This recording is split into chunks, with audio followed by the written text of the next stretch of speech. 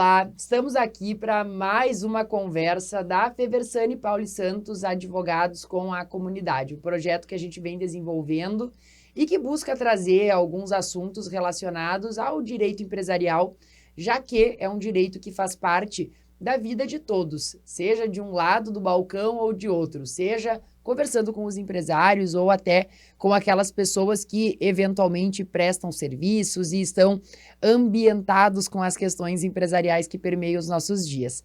Hoje, eu, a Cristiane Pauli, estou aqui com a minha sócia Francine Feversani para conversar sobre alguns temas que eu tenho certeza que fazem parte, né, Francine, de diversas discussões. E pensando aqui no que nós iríamos falar, me veio muito em mente de que muitas dúvidas aparecem no escritório no que diz respeito a, vamos lá, que bom, né? Antes da crise, porque não é só de crise que a gente trabalha. A gente vive a crise no nosso escritório, mas é tão bom quando nós podemos fazer parte do assessoramento de uma empresa e entender as agruras, os problemas, as questões que lá de trás podem ser pensadas para evitar litígios. E o que me veio na mente aqui de que nós duas possamos conversar hoje? Olha, o medo, né, pessoal, que ela ficou assim de... Por que será? Que pergunta será que vem?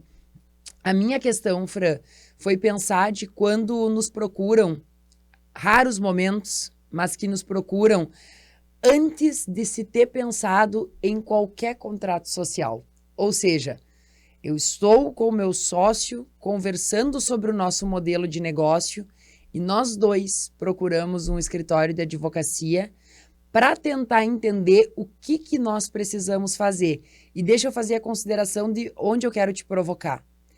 É tão natural que os contadores ofereçam o serviço de elaboração do contrato social. E alguns deles, diga-se de passagem, elaboram muito bem e com mais cuidado, talvez, do que muitos advogados. Mas a questão não é essa. A questão é que, como isso acaba, às vezes, fazendo parte do pacote, as pessoas, elas não sentam para discutir. E o melhor momento para se discutir cláusulas de contratos é quando os problemas ainda não existem. E, por isso, o início de uma sociedade, se ele é marcado por esta fala, né, de se chegar até um escritório de advocacia, olhar o sócio, olhar no olho um do outro, as pessoas dizerem o que elas esperam com clareza, para que o advogado diga, isso pode, isso não pode, isso tem uma consequência tributária, isso tem um risco, isso não tem, trazer opções, isso é o cenário ideal. Por que eu disse que isso é pouco? Porque realmente são poucas as vezes. Sim. Na grande maioria das vezes, nós já assessoramos empresas que já têm o contrato social constituído, registrado, e a partir dali a gente acaba entrando para os acordos de cotistas. Mas nós temos alguns exemplos. Não sei o que tu pensas disso e se, de alguma forma, essas questões, elas, tu enxergas, assim, que elas impactam mesmo ali na frente na solução de eventuais litígios, né? Bom, em primeiro lugar, é um prazer estar aqui conversando com os nossos ouvintes, né? A Cristiane falou, esse é um projeto muito caro, muito querido, né, para nós. E te agradeço, Cris, a pergunta, embora eu tenha ficado um pouquinho assustada com o que vinha, porque tu sabes que eu sou apaixonada, assim, aficionada, assim, por negócio, por gestão, por empreendimento, né? E eu acho que buscar uma assessoria especializada, ela, de novo, eu sei que a gente vai chover no molhado, mas é indispensável para que a gente possa crescer com tranquilidade.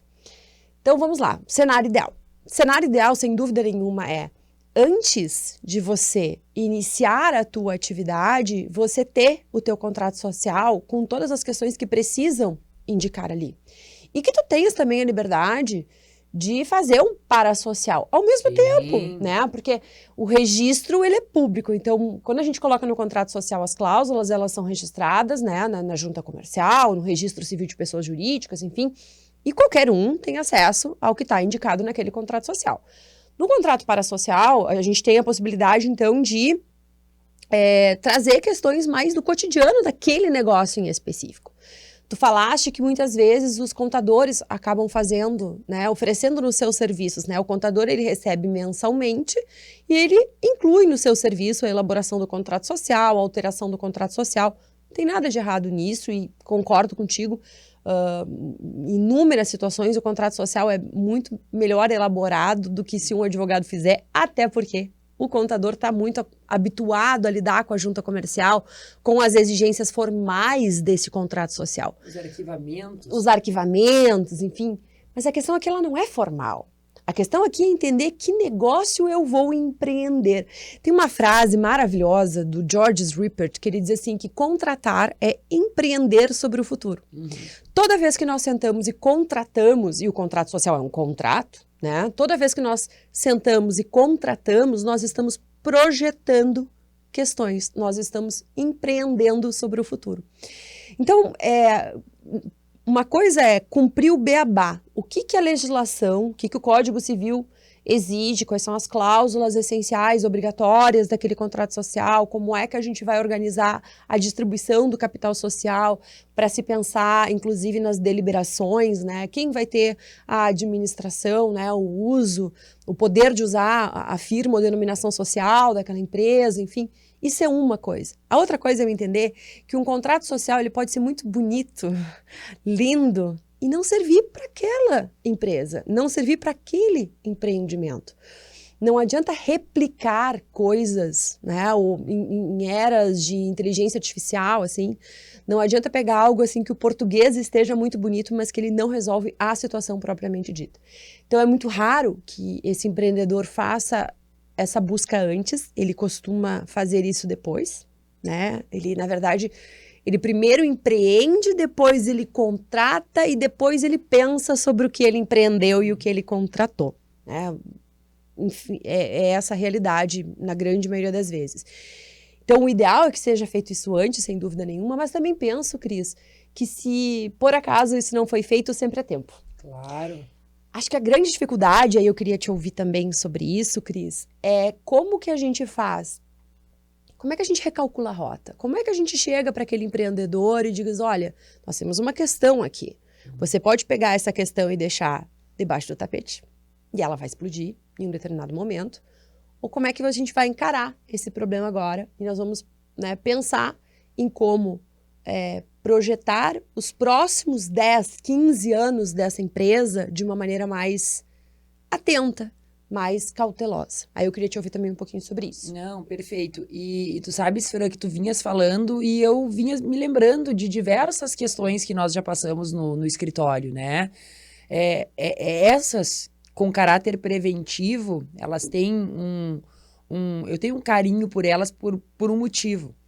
É sempre mais fácil nós pensarmos sobre possibilidades futuras do que pode acontecer quando nós estamos distantes dela.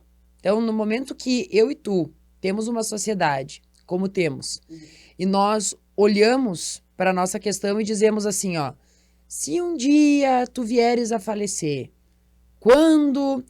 Coisas que ninguém quer tratar, né? Coisa que ninguém quer tratar. Ou, se um dia, Francine, tu passares num concurso público, nossa, tá completamente fora de questão tu fazeres um concurso público no momento que nós somos sócias e estamos empreendendo. Mas a vida é dinâmica. A vida é dinâmica, ela é heterogênea, ela vai acontecendo na medida que as coisas vão andando.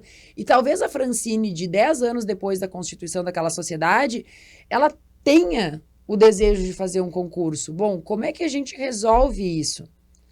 E estas questões, elas são importantes de serem pactuadas neste momento por um motivo, que é o ideal, né? Porque lá atrás. O ideal é pensar lá atrás para se dizer o seguinte, tudo isso aqui são questões brandas e distantes. Então, o que vale para o Chico vale para o Francisco e nós estamos aqui saindo do start. Isso não é para acontecer, mas se acontecer lá na frente, estamos resguardados. Agora vê, outros casos que nós tivemos, né, onde os problemas eles já estavam postos. Sim. Eles têm solução, é óbvio, tudo tem solução. Né? Às vezes ela não é a melhor, mas a solução... Mas ela é possível. Ela é possível naquele momento. Nesse caso, a gente já começa a ter alguns entraves evidentes. Um exemplo que eu posso dar. uma administração que partiu-se do pressuposto que seria compartilhada por 4 sócios. Partiu-se do pressuposto. Mas, na prática, um sócio ou 2 sócios é que tomam a frente do negócio.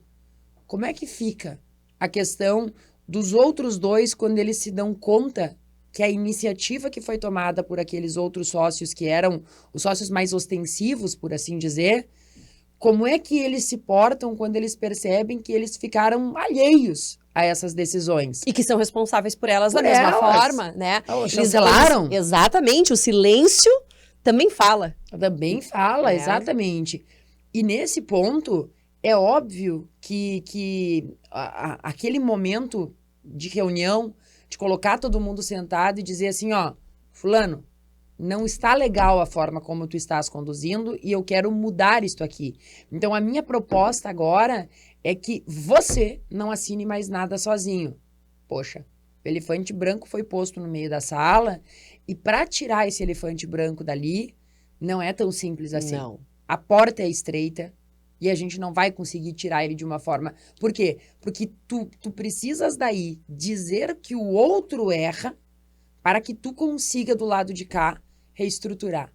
E isso, Francine, para mim, assim, é dentre todas essas questões, por isso que para quem está nos ouvindo, esse é um tema que permeia as nossas falas aqui, porque é sempre melhor anteceder o problema.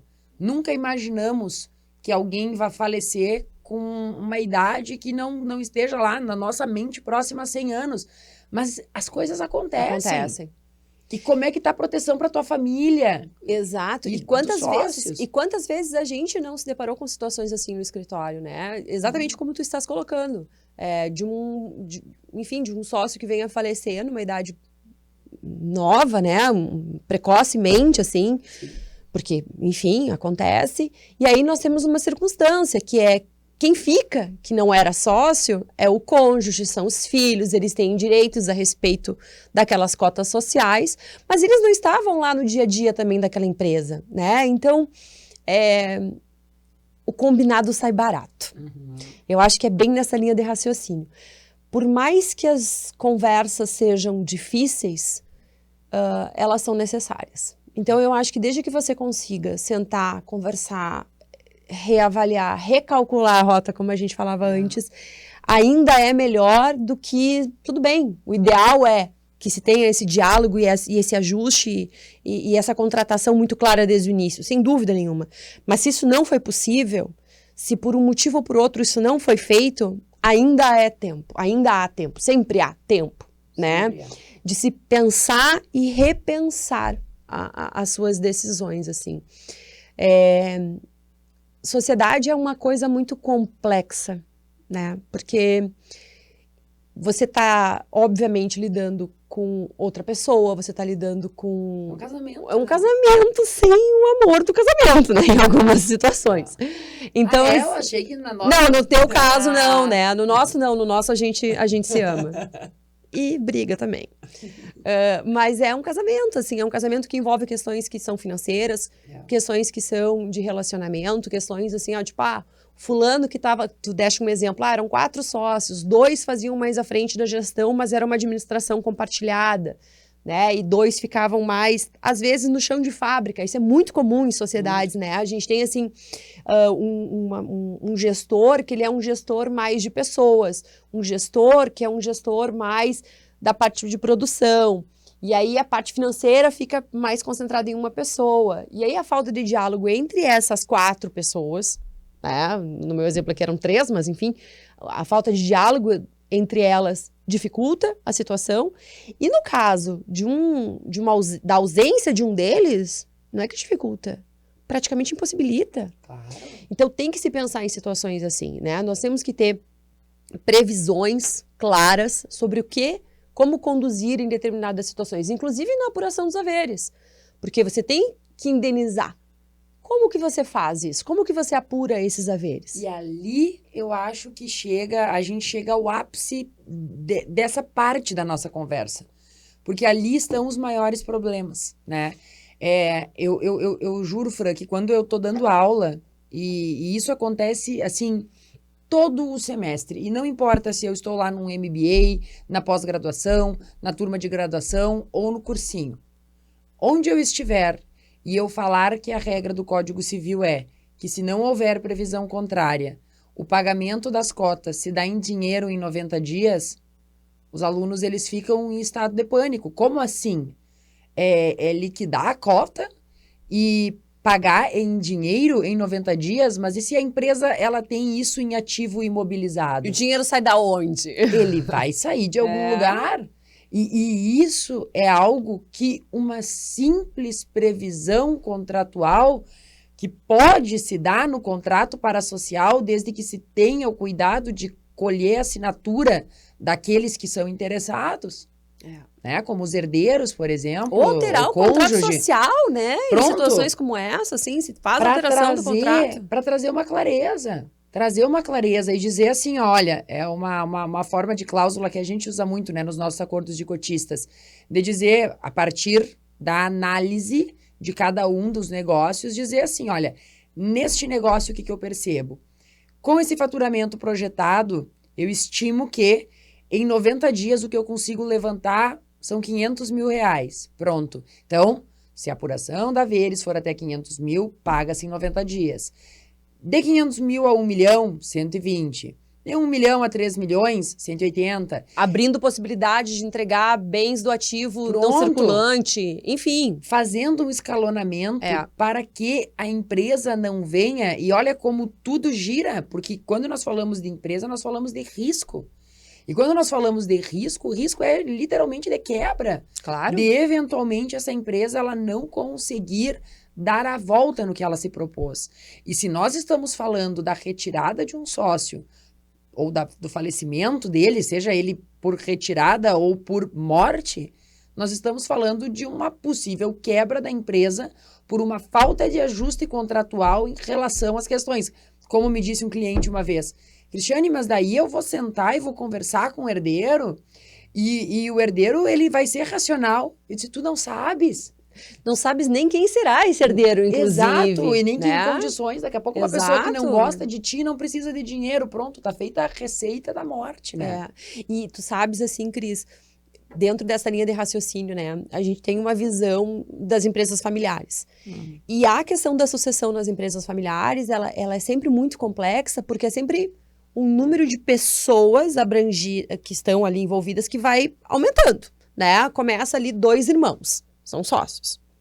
Aí, esses 2 irmãos vêm a falecer, aí os filhos deles viram sócios. Cada um teve 2 filhos, eram 2 e viraram 4. Aí, depois, 4 viram 8, viram 6, viram 7. E não se tem a afinidade, a relação que se tinha lá no início. Então, você não pode presumir que as coisas serão todas resolvidas sentadas conversando. Você tem que, na verdade, presumir o contrário. Você tem que presumir que o contrato que estabeleça as regras desse jogo, o mais claro que ele for, mais fácil vai ser a conversa depois. Claro. Né? Porque ela inevitavelmente vai acontecer. A questão é, como que eu chego para esse diálogo? Eu já chego com algo pré-ajustado, organizado, preparado, pensado, com cautela ou não? Eu me lembro assim de algumas situações em que a gente, né, enfim, dá assessoria e em alguns casos até se compadece, né, de quem está ali vivendo aquilo. Porque a pessoa perdeu o seu ente querido e aí agora, além de lidar com isso, ela tem que lidar com todas as questões societárias decorrentes disso. Né? Então é muito delicado, é muito complicado. Acho que o que fica de lição sempre é de que forma o problema ele vai existir, gente. A gente não vai fugir do problema. É de que forma a gente consegue fazer com que esse problema seja mais manejável. Isso. De que forma a gente pode fazer com que esse problema seja mais tranquilo de se lidar, porque ele vai existir, né? Inevitavelmente ele vai existir. E eu queria te ouvir, Cris, sobre a hora da verdade, né? A hora em que aquele empreendedor que não fez lá essa organização, ele se dá por conta que ele tem uma bomba prestes a explodir, como que ele encara essa situação. E aí eu queria te ouvir falar sobre essa multidisciplinariedade na abordagem da questão, porque muitas vezes nós, na condição de advogados, a gente também tem que ter a sensibilidade de entender que a gente está tratando ali com pessoas que têm os seus sentimentos sobre aquilo, enfim. Então, a importância de quando ele procura o auxílio, que ele se dá por conta e que ele procura o auxílio, que ele também faça isso numa circunstância em que se dê tempo para que as melancias se ajeitem na carroça, como eu costumo dizer, né? Então, dessa equipe multidisciplinar e de dar tempo para essa equipe multidisciplinar fazer os encaminhamentos para uma futura sucessão empresarial de maneira mais tranquila. Queria te ouvir um pouquinho sobre isso. Sim, sim, perfeito, Fran. E sabes que cada vez mais é uma preocupação pensar nessa sucessão, né? Isso é uma coisa que eu acho que mudou bastante. De tu veres cada vez mais as famílias preocupadas com isso. E o engraçado é que, no momento que o empreendedor ele se dá conta, ele tende a ter alguém em que ele encontra amparo, no sentido de dizer assim, ó, eu sei que eu não preciso só de um profissional, mas deixa eu entender com o fulano que está acostumado, o que ele me diz. No fulano que eu confio, né? E aí também, desculpa assim, Não, imagina. mas a gente compreender que esse fulano, ele também não precisa ele não precisa ter vergonha de dizer, olha, isso aqui não é exatamente a minha área. Exato. Eu vou procurar alguém que tenha conhecimento técnico sobre isso e eu vou trabalhar junto com essa pessoa, porque se o João confia na Maria, ele quer a Maria ali, né? Então a Maria também poder se cercar de auxílio para oferecer para o João tranquilidade e técnica, né? Olha só, agora eu tô me lembrando de um cliente que a gente atendeu há poucos dias, assim, lá no escritório, até tu não estavas junto nesse projeto, mas foi uma situação muito bacana. Houve a indicação para esse cliente do nosso nome a partir do contador. Então, o contador, ele chamou, eu achei interessantíssimo, um contador que não é da nossa cidade, eu não conhecia, ele me conhecia em razão de alguma aula, alguma situação, mas o que ele disse? Ele chamou o cliente dele e ele disse assim, fulano, tu estás com um problema de caixa muito sério. Como tu perdeste o contrato X e o contrato Y, e tu não tens mais isso aqui, tu seguiu gastando como se tu tivesse essas receitas, e o teu caixa, ele vai aguentar mais 4 meses. Tu te deste conta que a gente está saindo de uma crise financeira e está entrando numa crise patrimonial? Pois é, o que eu faço? Não sei, mas eu vou te indicar uma pessoa que pode ajudar. E quando ele chega lá no escritório, eu percebo que o problema dele também não podia ser resolvido só por nós. Sim. Ele precisava, na verdade, ali de um olhar atento de um engenheiro agrônomo que pudesse fazer algumas análises que saíram completamente da nossa mão, da mão do contador e principalmente da mão desse produtor. Então, essa equipe multidisciplinar, ela é uma equipe que atua em conjunto. E nessas questões que envolvem principalmente crise, a importância dessa equipe multidisciplinar, ela não é assim, isso é importante. Não, isso é uma indispensável. Condição sine qua non. Sem isso, as coisas não andam. Como é que você faz um plano de pagamento para os seus credores se você não sabe se o seu caixa suporta pagar o que você está prevendo? Se você não tem controle das suas receitas e despesas? Se você não sabe do passivo oculto que está formando tributariamente falando. E aí, Fran, eu vou querer te provocar numa coisa aqui, que é uma coisa que me incomoda demais. Há muitos Espero anos. Que não seja eu, no caso, que incomode ela demais. Não é. É uma realidade, né? E eu acho que tu, filha de quem já empreendeu, eu, filha de quem já empreendeu também, e a nossa vida toda moldada dentro do âmbito do empresarial, tenho certeza, eu acho que eu e tu já devemos ter trocado ideia sobre isso, eu que não tô me lembrando de quando. Antigamente, era muito normal que os problemas tributários, eles fossem empurrados, como quem diz, bom, eu não vou emitir nota aqui, eu não vou fazer tal coisa aqui, porque todo mundo faz assim. É assim que se faz, é assim que é. Tem um nome para isso, né? O jeitinho brasileiro de se fazer a coisa. De entender, olhar para aquilo e dizer, isto não vai dar em nada. Mas dá. Hoje em dia, com o avanço das tecnologias, da forma que a coisa está, cada vez mais existe uma hipervigilância, um hipercontrole do governo, né? Vamos lá, o Pix. Nossa, que legal, eu consigo fazer isso sem pagar R$1. Sim, mas agora tu tens... A informação é poder, você está alcançando a informação. Você está alcançando a informação.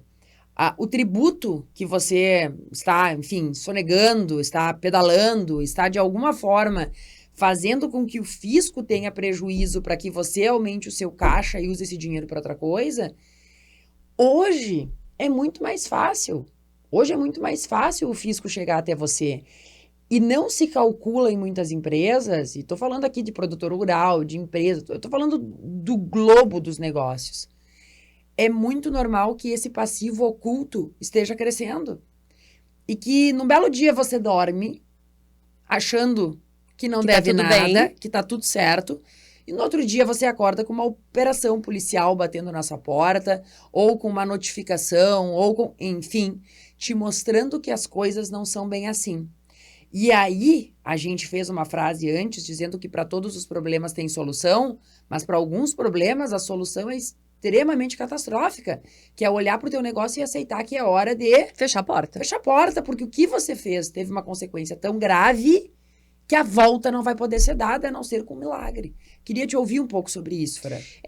Tu sabes, Cris, assim que, em primeiro lugar, graças a Deus, que hoje há essa hipervigilância e por aí afora. Da forma como estava, não ficava em pé. Uhum. Né? Então, assim, aquele que quer empreender hoje, como empreendia há 20, 30 anos atrás, com todo respeito, talvez seja melhor fechar a porta mesmo. Eu acho que esse é o primeiro grande ponto, assim, é dar nomes aos bois. O novo sempre vem. Exatamente. Segundo lugar, se você acha que fazer uma economia num determinado momento, ela é indispensável para te manter em pé, faça a economia do que não é ilícito. Exato. Faça os teus cortes, faça as tuas economias do que não é ilícito.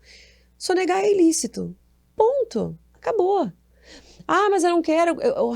Vou pegar um exemplo aqui que não é necessariamente de empreendimento, mas que é... né, todo mundo sabe aqui, nós temos uma relação muito próxima com a falência da Conceitual, né? Atuamos como administradores judiciais da falência da Conceitual, que é talvez o maior escândalo imobiliário do estado do Rio Grande do Sul, assim, eu não tenho dúvida nenhuma que é a falência mais complexa do estado do Rio Grande do Sul. E muito do que está ali também vem de uma prática que é a pessoa que vai lá, compra um imóvel dela não escritura, aí ela não coloca no seu nome, aí passa direto do João para o José, quando não passou pela Maria antes que deveria ter passado. Então, é de todos os lados. Né? A gente tem que entender assim, que essa forma de lidar com as questões, essa forma de fazer, e eu vou botar as aspas aqui, economia, não é economia. Você está, como tu mesmo falaste, tu estás criando para ti um passivo oculto. Um passivo que não está aparecendo para ti ali na tua declaração do imposto de renda pessoa física, um passivo que não está aparecendo ali na DRE da empresa, mas que existe. E que ele vai estourar, ele vai aparecer. Então, repense. Tem coisas que não são economia, são tentar fazer um jeitinho. E esse jeitinho pode sair muito, muito caro. Em tempos de novas tecnologias, esses jeitinhos, eles acabam tendo um caráter muito mais provisório do que antes. Antes era uma sustentabilidade nesse jeitinho, né? A gente sabia que esse saber fazer, ele ia passando de pai para filho e as coisas elas iam acontecendo. E hoje isso não se sustenta. E quão triste é nós vermos, e isso é uma dinâmica interessante de se ver, a renovação nas empresas familiares vindo pelos filhos, né? E a dificuldade, muitas vezes, dos pais ali, dos avós, em receberem, e eu brinquei aqui com a música, né? O novo sempre vem. Entender que muitas vezes é necessário vir esse novo para dar nova cara. E essa nova cara é uma cara do contexto atual que nós temos hoje. E aqui, Francine, tu deixaste em tempos de Copa do Mundo, né, uma bola picando que me veio aqui da gente conversar um pouco sobre isso, porque esse é um outro tema que nos aparece muito. Muitas vezes ali no escritório a gente trabalha auxiliando nas valuations da empresa, Sim. né? Que seria essa valuation, então? Essa valuation é uma avaliação da empresa. Tu pode estar fazendo essa avaliação da empresa por vários motivos. Tu pode estar querendo ter a retirada de um sócio, e esse sócio quer saber quanto a empresa vale para poder cobrar as cotas dele. Tu podes estar querendo vender esta empresa, e aí você quer saber o quanto ela vale. E a valuation, a propósito, ela é um dos temas que precisa constar num contrato parasocial. Sem dúvida. Qual é o método de valuation que nós vamos aplicar? Você não vai usar numa startup o mesmo método de valuation que você vai usar numa empresa solidificada de 50 anos no mercado. Porque o olhar para frente de 10 anos, num balanço de determinação de uma empresa que já tem 50 anos... É diferente. Não é como olhar para uma startup, que pode crescer exponencialmente ou simplesmente pode ter o sonho arruinado. Eu brinco que pode ter um voo de galinha, né? Um voo de galinha, vai pegar impulso, mas vai cair. Vai cair de imediato. Então, esse critério de valuation é muito importante. Mas o que eu queria te provocar aqui, Francine? Como nos vem nesses projetos de valuation a questão de eu quero vender o meu negócio. Uhum. E também vem do outro lado para nós, pessoas que estão querendo comprar, adquirir um negócio e nos perguntam, o que tu achas disso? Nós, com a cabeça de quem trabalha com insolvência, a gente sabe que o único local em que é seguro você comprar uma empresa é uma empresa que está em RJ ou falida, porque nós temos as garantias da legislação da não sucessão empresarial. Mas eu queria te ouvir um pouquinho, Francine, sobre esse outro lado, que é, olha, tu tens um negócio, eu vi a oportunidade de comprar, eu quero comprar. Tanto risco, né? Como é que tu enxerga isso, essa aquisição de um negócio? Tu sabes que, de novo, a gente voltou no ponto 1 da nossa conversa, que é compreender que as empresas são diferentes, o ramo de atividade é diferente, o que ela faz é diferente, a inserção dela no mercado é diferente, é compreender do negócio. Uhum. A minha primeira grande questão é, essa pessoa que quer comprar essa empresa, ela entende do negócio? Ela não entende, mas ela entende de aplicação financeira. Ela entende de alocação de recursos em caixa, em estoque, enfim, mas ela não entende do negócio. Bom, então aqui nós temos um ponto. Temos que entender isso, né? De outro lado, vamos fazer um balanço de determinação para ver quanto que essa empresa vale, para ver se o preço que quem quer vender está compatível com o nosso cliente, né? Já que tu me provocaste aqui a olhar sob a perspectiva do comprador dessa empresa, né? Quem vai adquirir essas cotas sociais. Então, ver se isso está de acordo. Sim, né? Obviamente, temos que fazer o valuation, temos que compreender essa questão. Mas o risco dele, ao comprar essa empresa, ao comprar essas cotas sociais, ele vai muito além do quanto ele está investindo ali, né? E aí entra aquilo que se chama do due diligence, né? Então, aqui para o nosso ouvinte.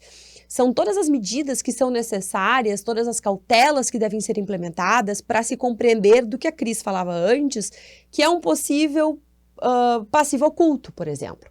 Então, são feitas verificações dentro dessa empresa para se compreender se os seus processos são processos eficientes. E eu não estou falando de processo judicial, eu estou falando do processo de organização desta empresa. Então, você faz todo o lastro, né, documental para compreender se o controle de estoques funciona, para compreender se a contabilidade está retratando o que precisa retratar, né? Por quê? Porque, como tu falaste, quem for lá comprar essas cotas sociais, essa empresa, ele é um sucessor. E ele está levando para casa não só o que está na contabilidade. Ele está levando para casa o risco trabalhista, o risco tributário, enfim, ele é um sucessor. É quase como comprar um veículo, uma casa, usado, né? Pegando fogo. É isso. Você sabe que você tem tributos para pagar, se estiverem abertos, eles virão junto do bem. A empresa, ela não é diferente. Por mais que o Código Civil fale em, é o passivo contabilizado. Beleza, mas assim, existem discussões, e, por exemplo, a Justiça do Trabalho... Em especial, né? Eu acho que o grande ponto aqui, a Justiça do Trabalho, as questões tributárias, mas a Justiça do Trabalho em especial no sentido da responsabilidade. da gente saber que isto aqui, e aí a expressão que nós usamos por sermos das missões, né? Que o focinho do porco pode parecer uma tomada. E virar uma tomada. E virar uma tomada, porque aqui nesse ponto a gente pode estar vendo alguém que não sabia desse passivo, ele não estava contabilizado, mas em razão de... E aí até você conseguir, eu vou fazer uma ação de regresso. Bom, é uma ação de regresso, espero que contra alguém que tenha patrimônio, porque senão você vai ter uma sentença para pendurar na parede e dizer, nossa, que lindo, eu tenho uma sentença que eu ganhei. Tá, mas efetivamente o que você conseguiu receber de patrimônio, né, Exato. Sobre isso. Então, eu acho que esse é um ponto, assim, muito, muito, muito importante que tu levantas. E outro, e eu vou deixar ele como provocação aqui, porque eu sei que nos encaminhamos aqui pro encerramento, né? Dentro dessa linha de raciocínio de entender do negócio, de entender da gestão, de que empresa é aquela, ao fazer a análise do crédito, né? Quando você concede crédito para alguém. Quando eu vou lá e compro uma empresa, é como se eu estivesse concedendo crédito para alguém. Eu tenho que entender se a pessoa que está me vendendo, se eu for fazer uma ação de regresso contra ela, o que ela tem de patrimônio? Quem é essa pessoa? Que tipo de garantia ela está me oferecendo? No contrato do Trespasso Empresarial, o que a gente está colocando ali de garantias para o comprador e também para o vendedor, se ele não for vender, não for receber tudo, né, à vista ali no cash na hora. Então eu queria te ouvir assim, Cris, sobre isso, assim, sobre essas cautelas que envolvem a sucessão, que não é uma sucessão que vem em razão do falecimento de um sócio, mas de uma sucessão que vem em razão da venda das cotas sociais. Sim, e isso, Francine, é uma coisa que, vamos lá, no nosso dia a dia aparece muito. Muito. Né? É da gente entender que, vamos lá, e aí sim, de novo, a gente acaba voltando, né? Mas isso é porque nós estamos chegando no final e as arestas já ficam mais aparadas. A gente consegue perceber que quando existe vamos lá, né? A sociedade, ela se fez em razão do affectio societatis e de todas as questões que permeiam as relações, nós entendermos Deixa eu abrir uma janela aqui para o nosso ouvinte. Affectio societatis é afeto. Olha só que lindo, né? Afeto entre sócios. E, realmente, né, uma sociedade, ela geralmente inicia deste vínculo, deste afeto. Quando ela termina, já não é bem assim. A regra de uma sociedade é que ela seja uma sociedade de pessoas. Ela não é de capital. Capital é uma sociedade anônima, ok? Onde a gente vai lá e compra ações. Que não é a realidade da grande maioria das empresas brasileiras. E aqui não. E vejam, quando nós estamos falando em alguém alçando um outro voo, querendo vender as suas cotas, né? E de outro lado, se tu tens alguém querendo vender, tu precisa achar um potencial comprador do lado de cá. Esses entraves, Francine, e aí ver como a gente está realmente voltando lá para trás. Pode estar no nosso contrato social, aqui, de quem está querendo vender, as regras estipuladas sobre quem pode comprar. Perfeito, muito boa a tua colocação. Para te ver como começar o jogo, sabendo as regras do jogo, faz com que o jogo seja jogado de uma maneira muito mais fácil, transparente e eficiente. Exatamente. Concordo, muito bom. Porque se do lado de cá, na constituição desse contrato, ou vamos na tua hipótese, porque talvez ela interesse mais a quem esteja nos ouvindo. Bom, o barco já zarpou, eu não fiz isso no início, a tua frase. Eu tô rindo porque eu falo muito, esse barco já zarpou. Vamos pra frente, vamos seguir. E aqui, Francine, se lá no início, ou vamos lá, ou num parasocial depois, que a gente organizou e fez as modificações do contrato social, a gente pode ter previsto cláusulas que impactem na possibilidade de compra. Por exemplo, eu não quero, na minha sociedade contigo e com o Guilherme, que entrem pessoas que eu não concorde que entrem. Claro. Então, a gente vai olhar para o nosso contrato social e vai dizer assim, ó, a entrada de alguém exige unanimidade. Se não temos unanimidade, indeniza-se a cota. Pronto. E se o contrato não prevê isso, a gente começa a ter problemas que, eventualmente, quando não há o interesse dos sócios em comprarem essas cotas, a gente começa a colocar um terceiro aqui, um quarto, um quinto. E os problemas, eles também advêm disso. Então, foi inevitável, quando tu me fizeste essa pergunta, não me vir esse estalo aqui. Porque o simples fato de tu me provocares dizendo assim, vender as cotas. Comprar as cotas. Isso também pode estar impactado pelo que os sócios, quando do momento que sentaram para trabalhar com aquele problema, disseram: sobre isso eu não abro mão de tais premissas. Assim como nós poderíamos, Francine, e eu sei que eu estou voltando aqui e indo um passinho atrás, porque tu falaste não é sobre morte, mas o que eu quero dizer é o seguinte: nós podemos, por exemplo, ter no nosso contrato, como nos conhecemos há muito tempo, não precisamos falar de quanto tempo, né? Não, uns 2, 3 aninhos só. Coisa pequena. Pouca coisa. Mas nós podemos entabular no nosso contrato, e aí não estou falando por óbvio da sociedade de advocacia, estou falando de outras sociedades de investimentos que temos e que possamos ter, de que para nós não haveria óbice no caso, e aí triste, prevendo óbito, mas enfim, de que os herdeiros assumissem as cotas, porque se conhece quem são os herdeiros. Sim. E se diz o nome do herdeiro que poderia vir a assumir.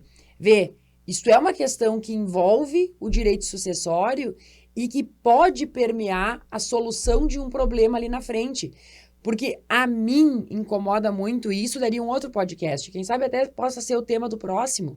A mim incomoda muito receita de paracetamol para toda dor. Exatamente. Por quê? Porque os negócios são diferentes, as relações são diferentes. Voltamos no primeiro ponto. Faz uma holding. Não Exato. Não é assim. Você tem que entender de que tipo de negócio você está falando e quem são essas pessoas. É perfeito, é exatamente isso. Não é uma receita de bolo. Não é assim que a coisa funciona. Se você quiser padronizar coisas, com todo respeito, vai lá no ChatGPT. Exato, bem tranquilo. Bem tranquilo. E entenda que a resposta que você vai receber ali é uma resposta padronizada, genérica. E ok.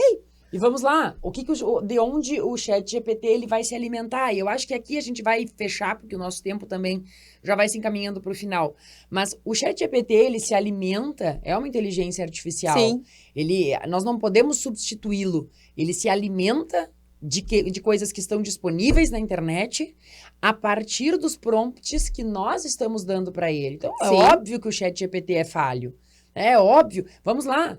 Os acordos de cotistas que a gente passa madrugadas fazendo, pensando eles não estão e não estarão disponíveis na internet para que o ChatGPT, Gemini, seja qual for, o Claude, que eu chamo carinhosamente de Cláudio, né? E o meu sócio fica bravo comigo.